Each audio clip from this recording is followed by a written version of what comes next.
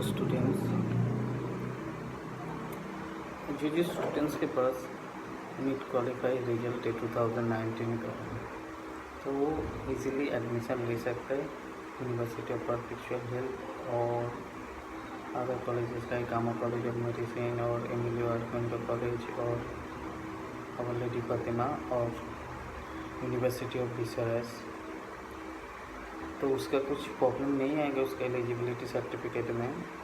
जो कोर्स होता है फिलीपींस का, उसका पहले आपको 1 साल का साइकोलॉजी करना पड़ता है या कुछ कॉलेज में 2 साल का साइकोलॉजी करना पड़ता है। उसके बाद आपका 4 साल का मेडिसिन स्टार्ट होता है, जो टोटली डिफरेंट है अदर कंट्रीज से। और आपका जो फिलीपींस है, इसका टोटली इंग्लिश मीडियम आपको पढ़ाई होगा, जो US स्टैंडर्ड फॉलो होता है। और क्वेश्चन आपका मल्टीपल चॉइस होगा।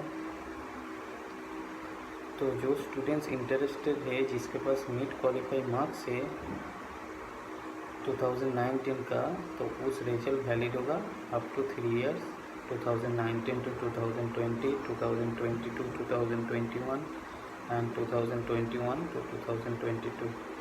तो इसके बीच में आपको जो साइकोलॉजी ख़त्म हो जाएगा, तो आपको कोई इश्यूज़ नहीं आएगा एलिजिबिलिटी सर्टिफिकेट के लिए, क्योंकि आपका 1 साल का BS के बाद साइकोलॉजी के बाद आपका 4 साल का मेडिसिन स्टार्ट हो जाएगा, जिसमें आपको 3 साल का पढ़ाई करना पड़ेगा एज ए स्टडी। और लास्ट ईयर आपको 365 डेज़ के लिए internship as a other countries is called internship, in Philippines is called clerkship होगा। जो अभी लेटेस्ट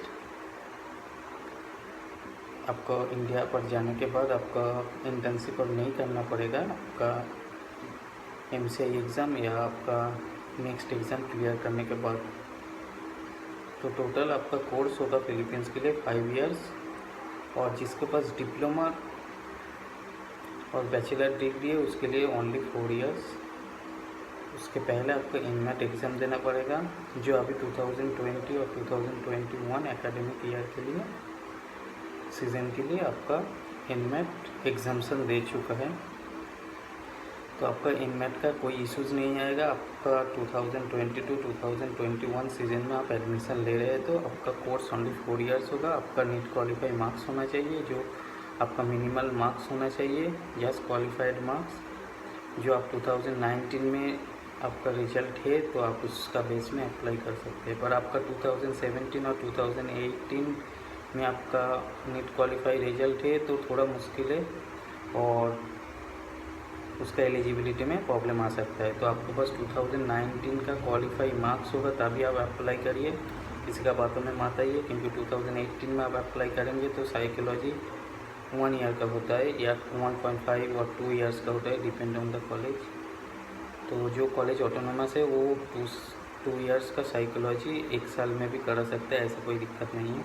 पर जो नॉर्मल प्राइवेट कॉलेज होगा, जिसके पास ऑटोनोमस नहीं है, जो ऑटोनोमस कॉलेज नहीं है, तो उसका 2 ईयर का साइकोलॉजी होगा। जो आपका प्रॉब्लम आएगा आपका एलिजिबिलिटी सर्टिफिकेट के लिए, तो जिसके पास 2019 का नीट स्कोर है, क्वालिफाई मार्क्स है, वो अप्लाई कर सकते हैं साइकोलॉजी के लिए या डायरेक्ट मेडिसिन के लिए।